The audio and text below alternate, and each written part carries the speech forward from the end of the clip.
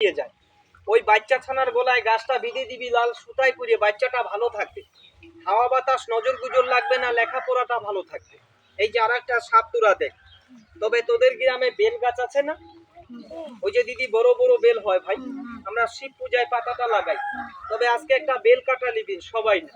যারা বলিস আমার কোমর দুখা, হাঁটু দুখা, ভারী কাজটা করতে পারি না, মাঠে ঘাটে 2 ঘন্টা কাজ করলে কোমর হাঁটুটা ব্যথা করে, একটা বেল কাটা নিবি, এরকম লাল সুতায় বাঁধবি, ওই গাছের সঙ্গে দিয়ে ওই গাছটা আমার মায়ের মতন কোমরে বাঁধবি।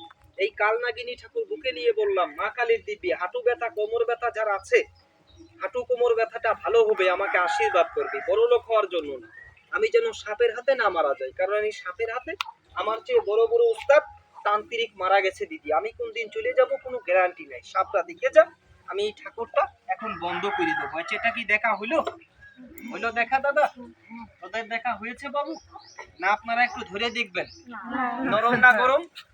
দিদি ধরে দেখবে একটু, দিদি আগেই লাভ মারছে হইতে।